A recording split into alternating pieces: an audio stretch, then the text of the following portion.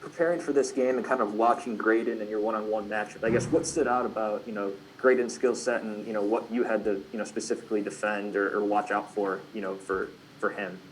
Well, I covered Jacob Patterson, but a lot of their offensive players have a similar playing style, specifically the attack line. We knew that they were going to pick and slip a lot, so going into that game, we were comfortable with switching. So I didn't really have my mindset on playing just one guy, and they're physical guys. They rely more on their rocking and rolling off of our physicality. So we were excited to play a team like that because everybody we've played in the past has been really relying on their speed, and this was a difference in an offense that we were excited to play. So yeah. Thank you. Mark and then Arrow. Hey, Mitch, considering the last two games and what another loss in this game could have meant for the season, how good does it feel to win it and to win it, pretty convincingly?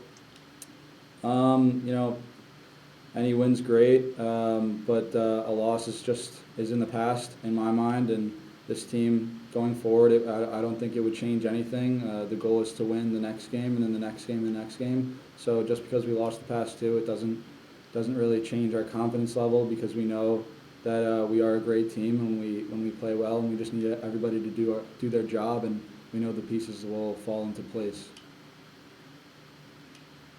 Arrow. Hey Mitch, it felt like you guys were really able to kind of stem a lot of the Albany runs that they were trying to go on. I don't think they got a run of more than 2 goals all day. What kind of went into that, and also just kind of rebounding as a whole as a unit, from the last couple performances? In the past couple of games, we felt that we were lacking intensity that we needed to really pull off big wins, and we felt like we brought that. This game, we knew that as soon as our offense would score the ball, we can't really get too excited about that because we knew it would come down to our end soon enough, and they were gunning, obviously, and Porter comes up big for us, and they're a really big transition team, and we felt that we couldn't get too frantic. We couldn't let them pull us out of our spots too much. We had to keep calm, but play with intensity, and I think we did that today. Was there something in particular that you guys changed up, especially in transition? No, I don't think so. I think we just needed to focus up, and we did that in practice all week. Coach Rogers did a great job, and Porter did a great job with that, especially leading us to get there. Awesome. Thank you. Mark and then Andrew. Mitch, you just said when everybody does their job, this team can do well, and so when the face-off guys are winning face-offs like they did today, how much easier does that make your job on defense, not having to play defense so much like you did the last couple games? I mean, if we're winning face-offs and the ball's not on our end, so it definitely makes our job a whole lot easier. But I still think our face-off unit is one of the best in the country, and we'll back them 100%. And if we're losing face-offs in a game, then it's our job to step up and to stop the offense. So, And do you think the same about your defense being one of the best in the country, or you guys have work to do, or what do you think? I think we will always have work to do, and I think we have that in us. We haven't seen that yet, but I know that each of us knows that we have that potential to be that great defense, and we're working to get there. Final two, we go to Andrew and then Nate.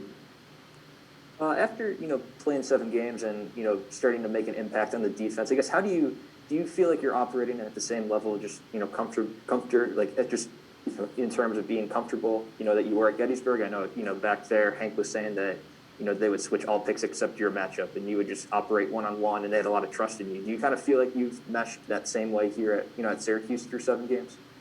I definitely had a lot of different responsibilities at Gettysburg that other guys can make up for here at Syracuse. But yeah, I'm definitely comfortable. A couple games I don't think I played too well, but I'm constantly working, and I'm trying to keep an even-keeled mindset, and I think I'm good at doing that.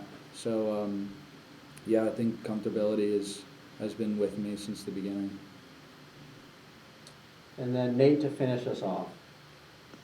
Yeah, Mitch, anything from really these last 3 games that you can take away from a self-scout that you think will be beneficial next week against Gray and Carolina? From From my playing? Yeah. Mhm. You know, I think one of my best skill sets is my feet, and I don't think I have really demonstrated that to its full capacity yet.